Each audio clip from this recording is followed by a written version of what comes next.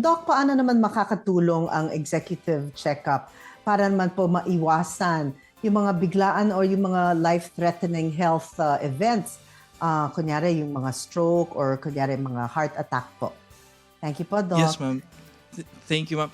Because ma'am, when you actually undergo executive checkup, the premise is that you're asymptomatic. You don't have any symptoms, ma'am. You're up and about. You can be generally healthy. But tama po kayo, we must avoid the major events of illness. Pasensya na po, no? Yung mga heart attack nga pong sinasabi, yung mga stroke po.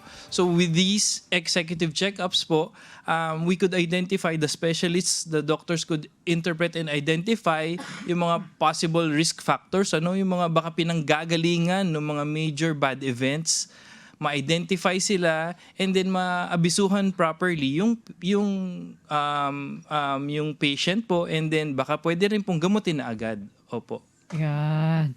Okay. Yung mga risk factors, ma-identify at maaabisuhan at magagamot. Ayan. Maabisuhan kung sino yung pasyente na yon, at the same time magagamot upon recommendation of the doctor. Now, ano yung mga mas advanced na tests na kasama doon sa executive check-up, Doc Eric? Yes, ma'am. So, kunwari, idugtong natin sa unang question, ma'am. For those na chinecheck kung may possible na heart disease or heart attack nga po nila sabi. For example, we could offer the stress test, ma'am.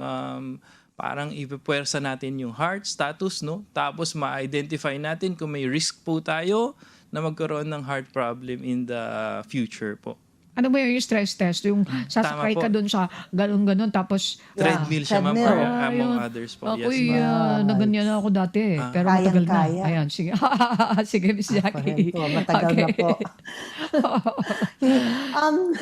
Doc, gano'n naman katagal po yung proseso ng isang executive check-up? Isang araw po ba to or kailangan mag-overnight po? Kailangan sa isang ospital po ba? Yes. O may mga multiple appointments po? Thank you, ma'am. So for the basic executive checkup, ma'am, mabilis lang ata within a day. Pero ma'am, the comprehensive executive checkup, it will last around 48 hours daw po, ma'am. Tapos uwi din agad para ma-minimize yung break sa trabaho po. Aha. A comprehensive 2 is days. 48 hours, Miss Jackie. Ay, Yan. 48 hours. So, ibig sabihin, maganda yung tanong mo kasi baka mga multiple appointments doon sa isang may trabaho.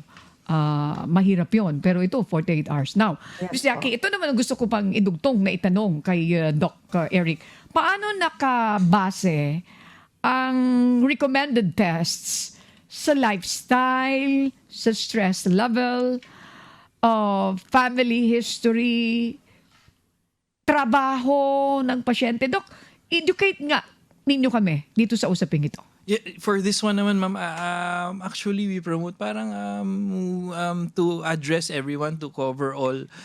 This is for everyone, sana maging inclusive. So whether ma-identify naman nga po, tama, na baka may stressors for a particular worker po.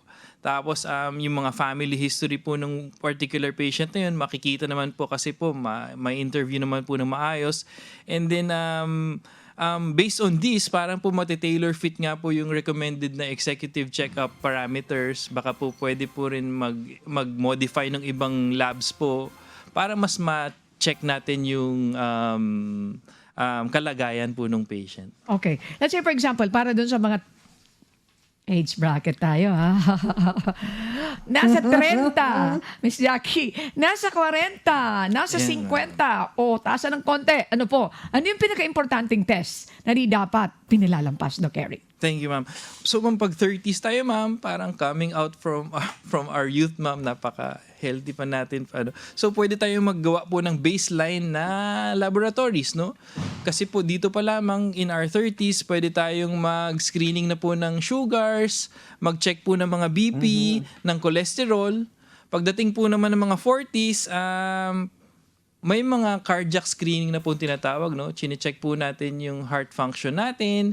And among others, pag actually 45 to 50, ang pinopromote minsan po ay yung tinatawag na colonoscopy, no? Para assessment po ng ating bituka para naman sa big C risk ano, so baka po ay chine-check natin yung colon natin for big C, baka cancer ano po, presence po.